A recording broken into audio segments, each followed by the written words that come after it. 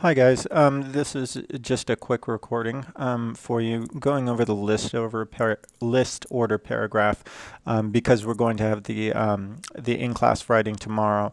I'd wanted to give you guys back your papers today, and if you go onto Blackboard, you should be able to see your grades on them.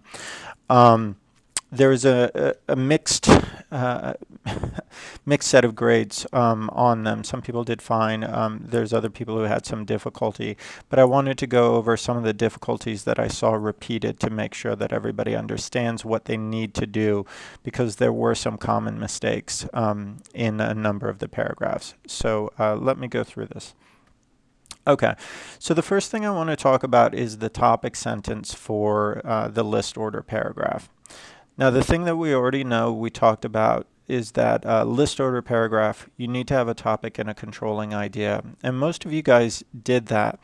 The problem was with a couple of things. One thing is that there is a couple of you who didn't have the topic sentence be the first sentence. I know that other teachers teach you to have some introductory information before the topic sentence, but I really want you to have the topic sentence first in the paragraph. The reason for that is because I'm limiting the number of sentences you can use. I don't want you to waste that onto introductory information. I want you to spend most of your sentences on your topic, sorry, not on your topic, but on your supporting sentences and the details there. So it really needs to be the first sentence. These are some examples of some good topic sentences that some students had. So this one here, we say store managers have 3 important characteristics. Okay, here's another one. To become a doctor, you should have 3 characteristics. Or there are 3 main characteristics most successful waitresses have. Okay, these are the kind of topic sentences that I'm looking for. It's very clear from this sentence what the paragraph is going to be about. When we write our paragraph tomorrow, I'm going to give you a topic that's going to be similar to this one that you've already written on. I really want you to focus on just having 3 supporting details. There were some of you who had 4 or 5 supporting details, and it weakens your paragraph because you don't have enough support for each one. So when you're writing your topic sentence, it should look something like this for the list order paragraph. All right, so let's move on to supporting sentences. All right. Here's a really simple and effective way to organize support, and this is something that is probably going to work for most of the paragraphs that we do write in this class, and is something that you can transfer on up into 31 when you write paragraphs there, and then even on up into 41 and 51 and your other classes too when you're starting to write essays. So the first thing that you should do with your support is you want to name the support. And I'm going to show you on the next slide what I mean by that. The second thing that I want you to do is to describe the support. Okay, and again, I'll show you what that means. And then the third thing that I want you to do is to give an example of that support, a specific example. So let's look exactly at what I mean by each one of those things. All right, so here we're taking that first topic sentence that we had about managers, and the first thing we want to do is just name the support. So managers need to be patient. My topic sentence said that managers had 3 characteristics, and I'm just saying here in this first sentence that managers need to be patient. My first piece of support is that they need to be patient. What I'm not including here is the transition word that you would put before this. So you should say first, managers need to be patient. But anyway, I just want to focus on the actual support. The next thing that you want to do is to describe the support. So you ask yourself, well, what does that mean to be patient? Or why do they need to be patient? And obviously there's a variety of things that I could say here, but I'm just going to focus on one thing. Since they have to work with all types of people, managers need to be patient when dealing with their customers and their employees. So I'm giving some more detail to them needing to be patient. So then the next step, I want to get into even more detail, and I want to give a specific example that supports my point. And the thing that I want you to pay attention to as I read through this is the specificness of it. A lot of you guys in your examples, you're giving very general examples, and those examples are fine, but they're more like describing the support. When you're giving an example, you need to try and think of something real in your life. It could be something that you've seen, it could be something that you experienced, but think about your life to give an example. And I took an example from my life here, where I actually did work at this restaurant, the Great Dane.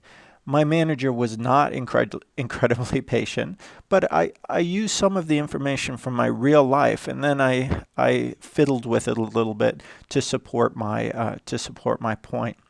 Keep in mind, in your writing, it does not have to be true. What we're looking for is for you to support your argument. So, for example, when I worked at the Great Dane, a restaurant in Wisconsin, I had a manager who was incredibly patient, even though most of his employees were college students or recent college graduates who were not the most reliable employees. However, instead of getting angry with us when we showed up late, he explained to us why it was important to be on time and encouraged us to strive to be better with our attendance. Okay?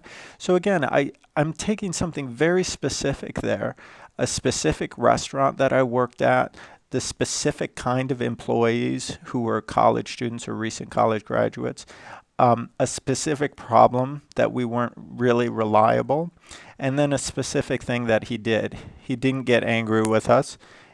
He helped us and encouraged us to do better. Okay, so you really want to be moving more into specifics. And the way that you do this is by really thinking about your real life and taking examples from your real life. Okay, the next thing is the concluding sentence. This was a similar problem that we had, not in everybody's, but in some folks, to the topic sentence, is that the concluding sentence has to be the last sentence in your paragraph, okay? Again, I know that there's different ways to write paragraphs, but this is the way that I am asking you to write paragraphs here. I really want you to think of this like a hamburger, okay? So the topic sentence is on top, and then the concluding sentence is on the bottom, okay?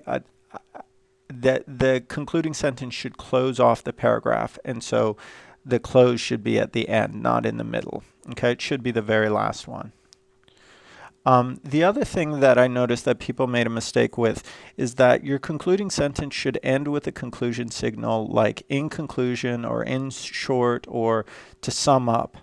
A number of you guys used the word finally as a conclusion signal, but that's not a conclusion signal. That's just a list order word. It just means the last thing in the list. It does not mean the conclusion. Okay, so don't use finally there. And then just a couple of other notes for you guys to think about. One thing, be sure to keep your paragraph between 13 to 15 sentences long. What I do when I'm grading is I look and I count periods, and that's how I determine the number of sentences.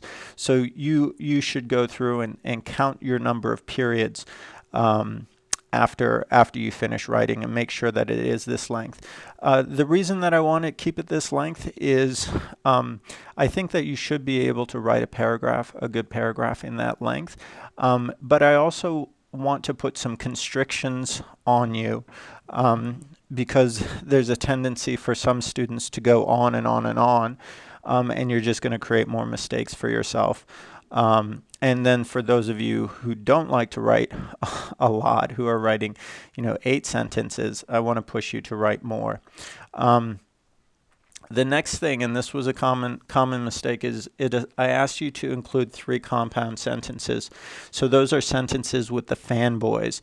And remember that a compound sentence has 2 subject-verb pairs. Okay, a number of you guys didn't include enough of these. Some of you had 1, some of you had 2, some of you had none. But remember, this is a part of how you're graded, and it's also a part of good writing, is you want to have a variety of sentences.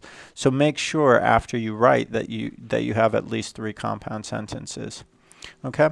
Last two more things. One thing is, don't put a space before periods or commas.